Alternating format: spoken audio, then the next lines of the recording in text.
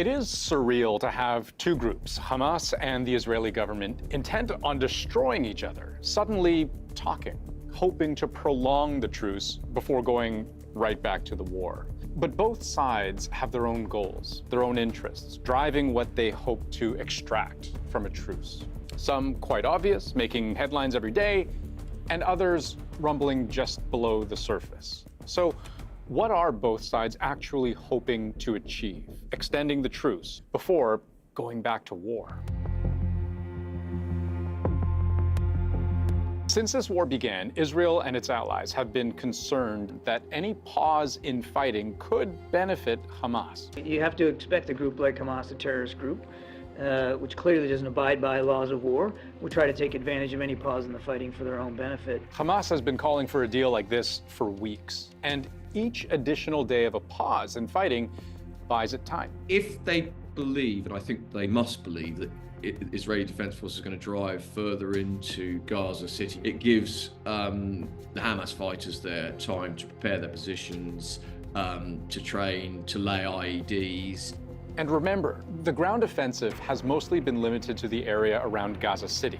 Further south, Hamas has yet to see a major incursion of tanks and troops. They've been severely degraded in some parts of Gaza. They must be expecting that the fighting resumes. They're going to be fighting in different areas, in the south perhaps, and they're probably preparing themselves for that. And there is another part of this that isn't about fighting, but about fueling the war effort. As part of the truce, Israel has allowed more humanitarian aid in. That aid is, of course, intended for civilians, but there's no real way to prevent it from reaching Hamas. So every civilian resource they have sought to militarize when it suited them. So the claim that they would use humanitarian aid for military purposes, but I don't see any reason to doubt that that is true. According to U.S. officials, Hamas has already been hoarding vast amounts of fuel, even as Gaza hospitals run low. Multiple officials familiar with this conflict tell NBC News in a new report that Hamas is hoarding, get this, more than 200,000 gallons of fuel for its rockets and its underground tunnel ventilation and electricity. Then there's the very transactional part of this truce. In the first 4 days, Hamas saw the release of 150 Palestinians from Israeli prisons in exchange for 50 Israelis taken hostage on October 7th. For this, there were celebrations in the streets. There's a large crowd here of Palestinian residents of the West Bank. Many of them are waving Palestinian flags. Many are waving green Hamas flags. But it's certainly been hugely advantageous for them. It's an absolute political win for them. A break in fighting is a break in fighting for both sides, which means the Israeli Defense Forces also get time and space to do all the same things Hamas gets to do, to refuel, to regroup, reassess its strategy, and to prepare for what some are calling a phase 2 of this war. Militarily, I would argue that they will be bringing up more logistic supplies, reorganizing the units, repairing any equipment that's damaged, and of course, continuing with their intelligence surveillance of the Hamas fighters. But right now, for Israel, this truce is entirely about getting Israeli hostages back home. Every pause is of military and actually political advantage to Hamas. The only reason for extending it is to give an opportunity to get more hostages released, which the Netanyahu government is coming under very significant domestic pressure to do so.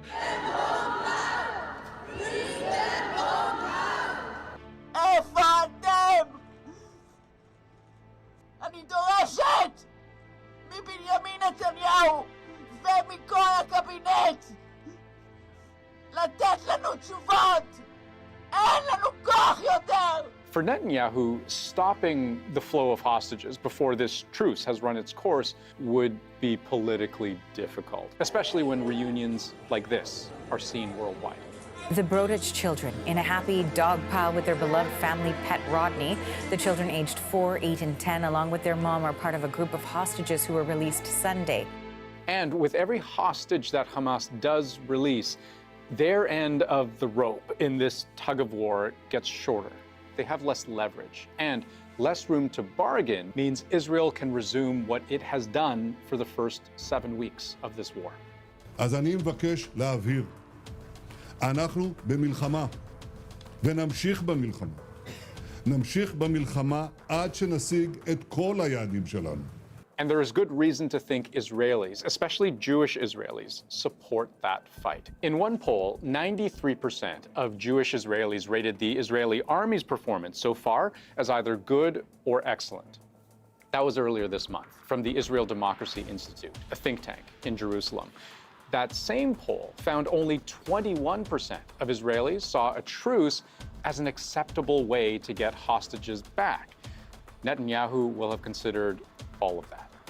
And he's been very careful to say, well, once the ceasefire is over and we've got as many hostages as we can, we're going to return to fighting. And I think he's saying that with that audience in mind. But we can't forget, Israelis are not Netanyahu's only audience. It's hard to talk about Israel's interests without talking about America's interests. Israel requires U.S. support, financially, militarily. And the U.S. government has been clear. It wants American hostages freed. 4-year-old American girl is among 17 hostages released today by Hamas. Encouraged by the steady release of hostages, he's backing calls for the pause in fighting to be extended. That's my goal. That's our goal, to keep this pause going beyond tomorrow so that we can continue to see more hostages come out. It's believed there may still be 8 or 9 Americans among the hostages held by Hamas, but also of growing concern, the thousands of Palestinians killed in this war so far. Bodies being carried out amid the rubble, a daily scene in the besieged enclave. Hospital authorities say 128 bodies were recovered after multiple strikes here through night and day. The United States has a humanitarian interest in seeing as few civilians die as possible, and American voters have made that clear to Joe Biden as well. According to Ipsos polling, the overall percentage of Americans that believe the U.S. should support Israel has fallen from 41% in mid-October to 32% in mid-November. And when it comes to humanitarian concerns, concern about the civilians of Gaza, that shift in opinion is particularly pronounced in young people. According to American Quinnipiac polling, the percentage of Americans aged 18 to 34 that said their sympathies lie more with Israelis has dropped from 41% in mid-October to 29% in mid-November. Meanwhile, those in that age group claiming more sympathy for Palestinians rose from 26% in mid-October to 52% in mid-November. And ahead of an election year, that has clear and direct consequences for Joe Biden himself. Biden is losing support among young and progressive voters over this issue, according to recent poll numbers. So there are all kinds of reasons for all sides for this truce to continue, and the calculations take more than just human life into account. What we don't know is how long the truce can hold, and if it ends, when it ends, what exactly will happen next.